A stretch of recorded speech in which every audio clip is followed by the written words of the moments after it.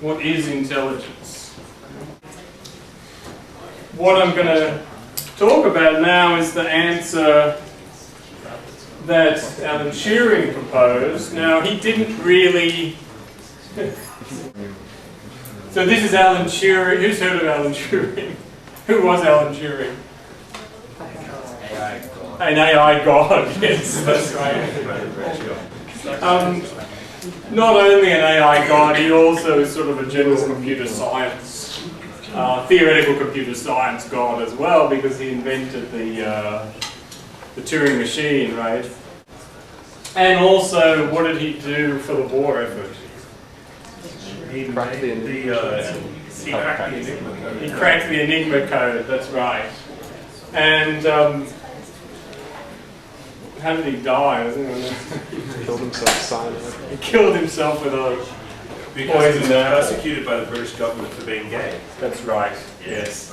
Very good. So you know about Alan Turing. Okay, so he came up with the beginnings of theoretical computer science in the 1930s.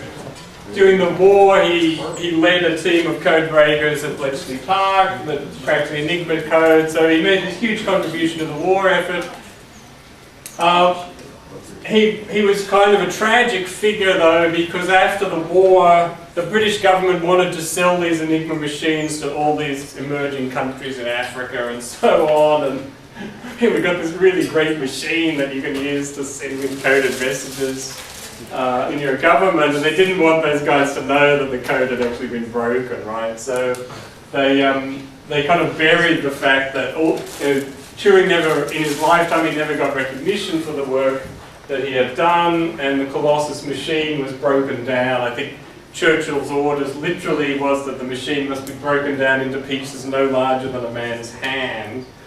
And so he kind of languished in obscurity, and eventually, yeah, I don't know, homosexuality was illegal, and the police didn't really actively pursue him, but somehow he went to a police station and reported to them that his ex-boyfriend had broken into his home and stolen a bunch of stuff, and the police were like, wait a minute, what are you saying? Ex-boyfriend? And so they gave him the choice between a prison term or hormone treatment, and the hormone treatment kind of made him mentally unstable, and eventually he killed himself. So he's kind of a tragic figure. A colleague of his, Donald Mickey, from Bletchley Park, actually later was a colleague of ours here at CSE in the early 2000s.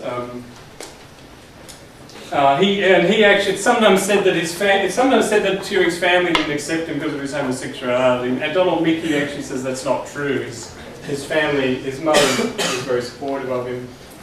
He was an interesting figure because he was interested in physical fitness as well as mental fitness, and there are stories about him. He had this bicycle that he used to ride, and some teeth were missing on both the front and back wheel of the bicycle, so that after he did a certain number of turns, the chain would fall off. And instead of actually fixing the bicycle, he instead attached a device that would count the number of times the wheels had gone around.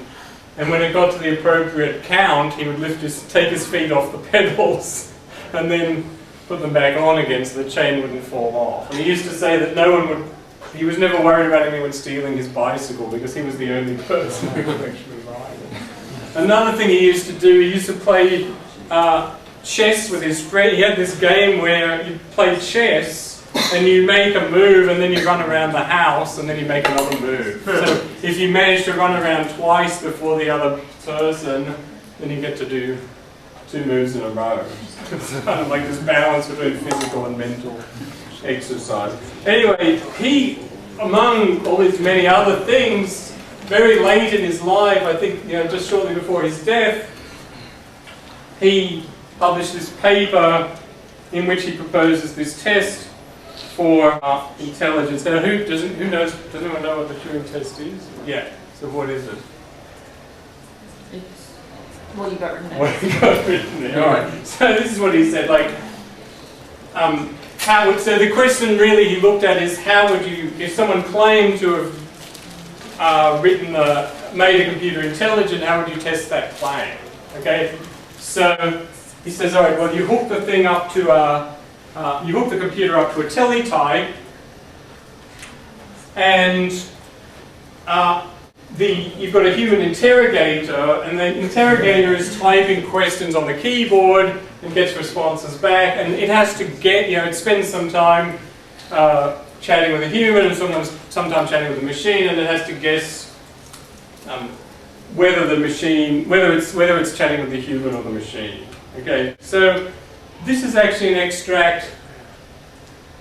I highly recommend if you can get a hold of this paper and have a read of it, because it's very, very, when you think it's written in 1950s, it's very, very forward thinking. And here's an example from his paper of what such an interaction might look like. Okay, so we imagine that the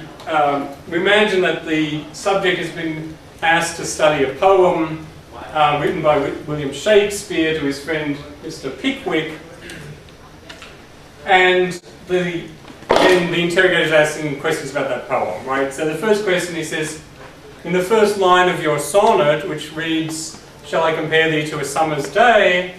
Would not a spring day do as well or better?" And the witness says, "It wouldn't scan."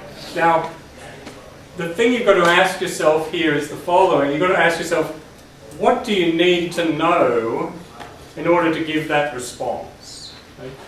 So, in order to give that response, you need to know that poetry is divided into feet, and it's got a metrical structure, and feet are in syllables, and you've got to have a word with the appropriate number of syllables to fit into that slot, and so on. So it's a very, very short answer, but by giving this short answer, you demonstrate that you have a lot of knowledge, right?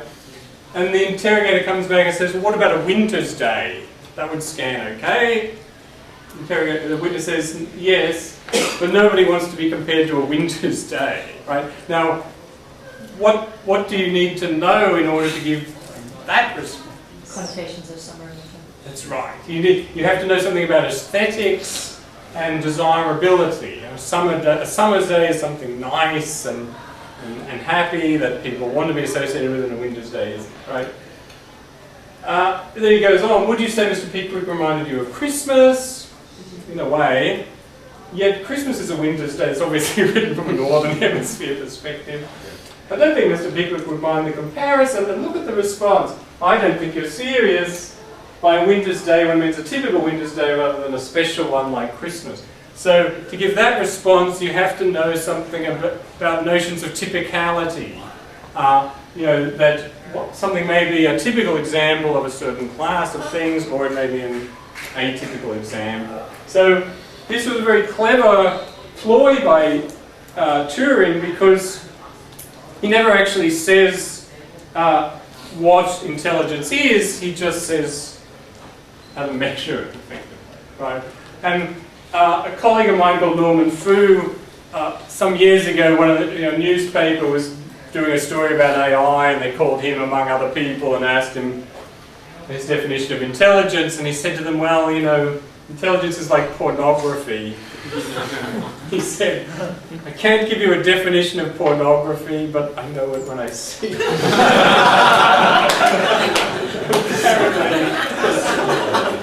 Either there was a sub-editing mistake or there wasn't enough room in the newspaper, but when it was printed, it just said, according to Professor Norman Fu of UNSW, artificial intelligence is like pornography.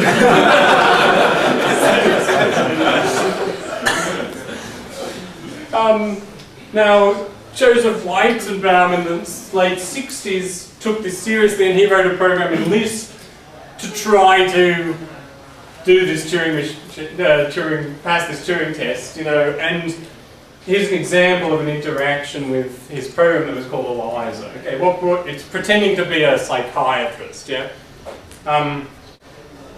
What brought you here to see me today? Oh, nothing much, I'm feeling a bit tired, that's all. Why do you think you're feeling a bit tired? Well, I've been traveling a lot and away from home. Tell me more about your family. It looks pretty convincing, yeah? It looks like a very natural flow of conversation. If you actually look under the hood of what's going on, With not too much probing, you can find the hole.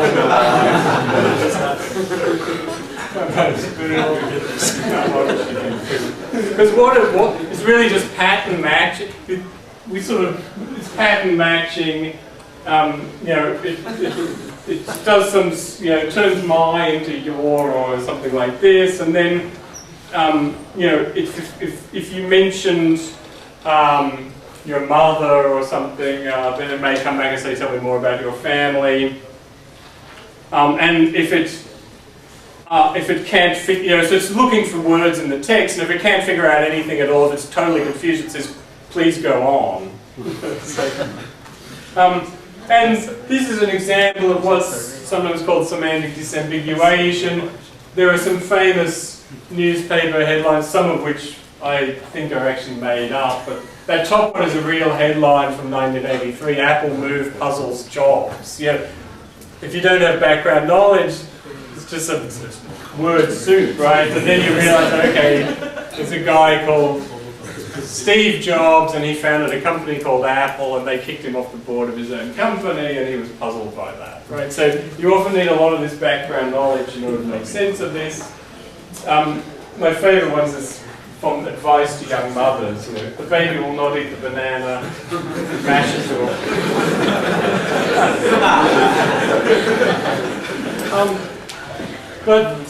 So people have been struggling with this for the 40 years since, but interestingly, if we fast forward to 2011 to look at the state of the art, we look at IBM's Deep QA project. They built a system called Watson that competed on a quiz show called Jeopardy, and actually this happened I think in July of last year, and it beat the human contestants, and so. This is just, I've just taken a couple of slides out from this YouTube. There's this 20-minute YouTube video that describes some of what's behind this, but this is a very interesting example. So this is a quest. The question is, in May 1898, Portugal celebrated the 400th anniversary of this explorer's arrival in India. Okay? And then the way Watson works is it pours through tons and tons of material. It pours through Wikipedia and history books and all sorts of other stuff. Now, but the point is this: if it was taking this naive approach from like Eliza, it would be very interested in this particular passage that it finds. In May, Gary arrived in India after he celebrated his anniversary in Portugal. It looks very relevant because many words are matching, right? Celebrated May, anniversary, Portugal, India, and so on. So based on this, you would conclude, well, the answer to the question is probably Gary, right? But here's another passage. On the 27th of May 1498, Vasco da Gama landed in Caput Beach, right? Now this turns out to be much more relevant. But how do you figure that out? Well, it's got all these algorithms running in the background, and we may come back later in the course to look at this in more detail, but basically you've got temporal reasoning. May 1898, 400th anniversary, that's referring to the same time period as May 1498, right? So you've got to figure that out. Arrived in, landed in.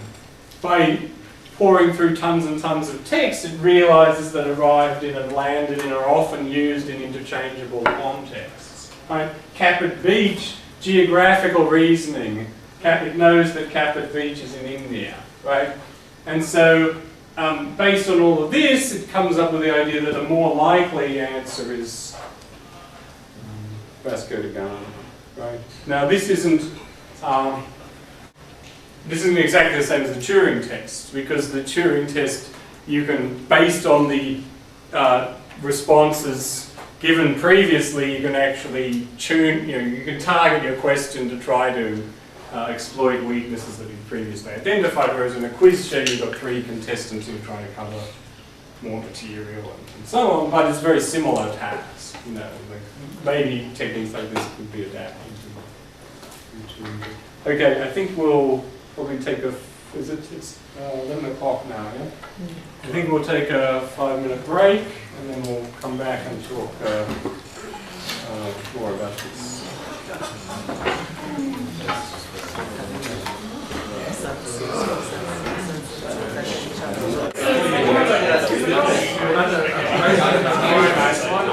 Okay, I think we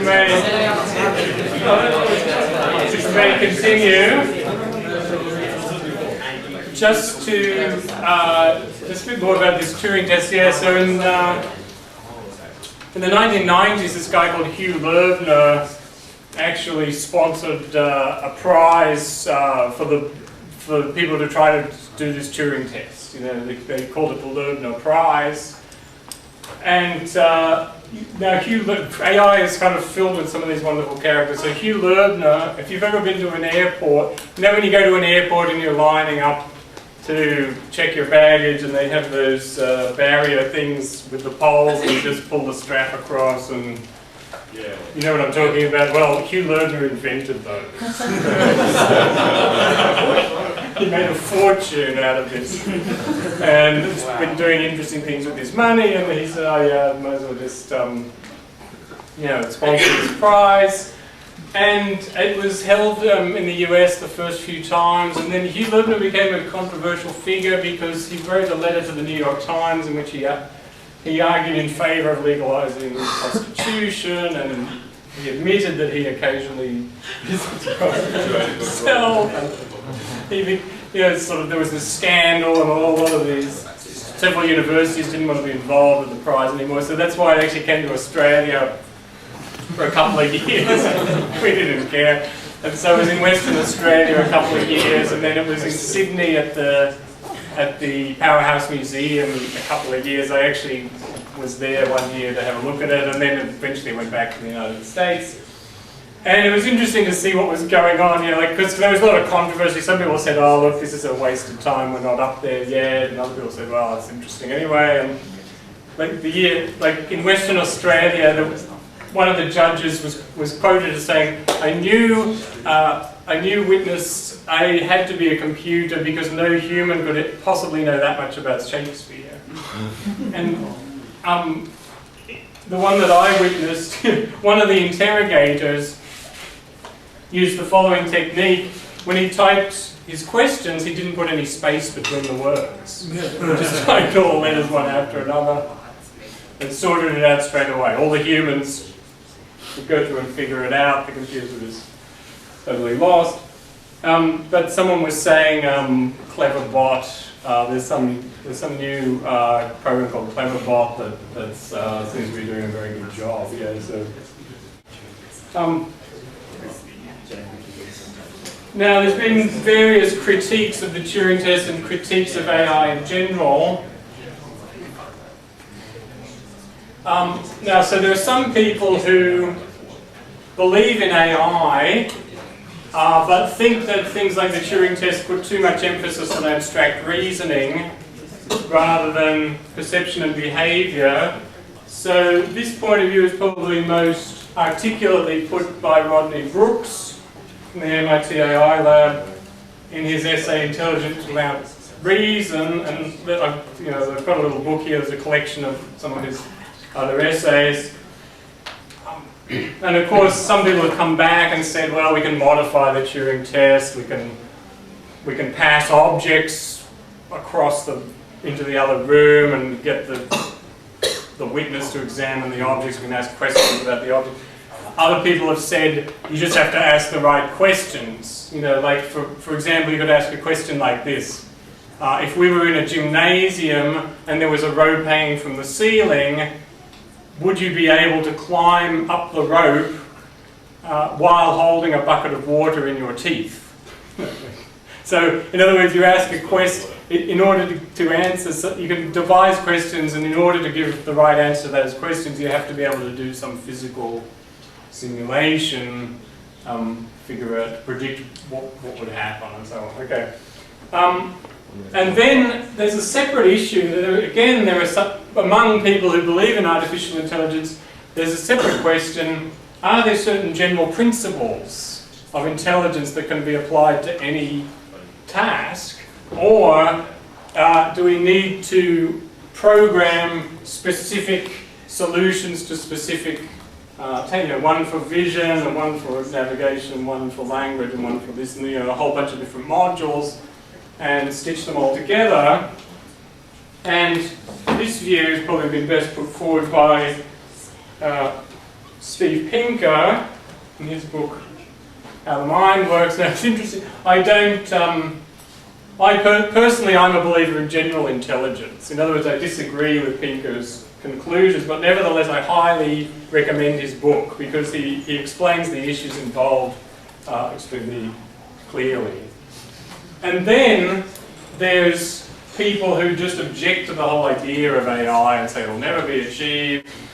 And here are some of the arguments that they've used. So there's one group of people who they look at Gödel's undecidability theorem, and based on that they somehow argue that AI can never be achieved. There's this other argument put forward by Searle called the Chinese room argument. I'm not going to talk any more about these in the lectures, but if you're interested we can take them up in the tutorials. And one of the earliest critics of AI is a guy called Hubert Dreyfus. He wrote a book in 1972 called What Computers Can't Do, and updated it in 1993, What Computers Still Can't Do. And he just goes through this long list, well, computers can't do this, and can't do this, and can't do this, and I suppose the implication being that they'll never be able to do some of these tasks.